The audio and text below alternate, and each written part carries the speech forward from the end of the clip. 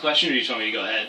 How does the Mississippi Religious Freedom Act affects you personally, and also your opinionated at that, and also how does it ties to the First Amendment in your opinions, on that right there?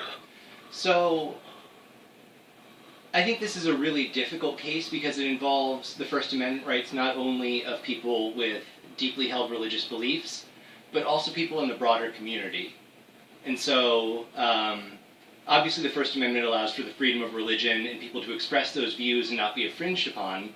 But this is a difficult case because the rights of one individual to pursue their own religious freedom might impinge on the rights of another individual to live the kind of life that they want to live, which they also have the freedom to do. And so,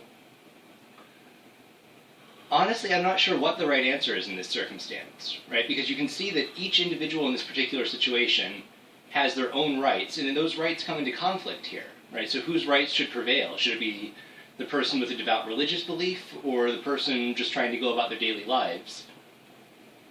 And I'm not sure there is a right answer. I don't know how to split this. I know that's not the most helpful possible statement I can give you, but I just feel like this is a really tough question because there's no way to make everyone happy, right? At some point, someone's rights are going to be overruled or deemed more important than someone else's, and I'm not sure whose rights should prevail in this kind of situation.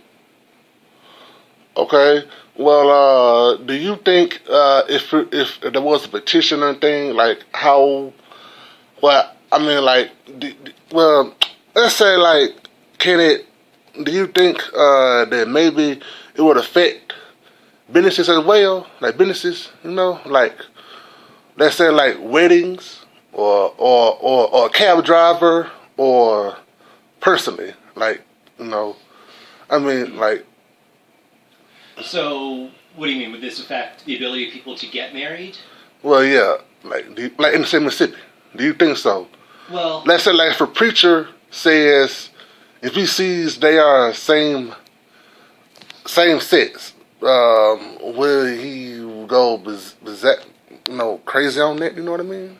Well, in Mississippi, there is no right to same-sex marriage in the first place. Okay. Right. So in Mississippi, it probably wouldn't make much of a difference.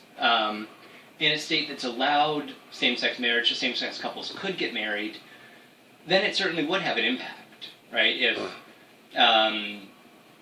If certain people, say a wedding photographer or a person who makes wedding cakes, could pick and choose whether they want to participate in a particular ceremony based solely on the sexual orientation of the individuals, then there would certainly be some impact on the people trying to get married, right? Some people would be favored over others. But at the same time, I don't know that it's fair to force someone to participate in something that they don't want to, right? So it's sort of the right of a same-sex couple to get equal treatment under the law versus the right of an individual to pursue their own religious doctrine. Right? In this case, those seem to be in stark conflict with one another. So I think in Mississippi, it probably wouldn't have an immediate impact because same-sex couples couldn't have the right to get married anyways. But if someday Mississippi did allow same-sex couples to get married, then it certainly would have an impact because same-sex couples wouldn't be able to go to the same wedding photographer that a heterosexual couple could. Okay.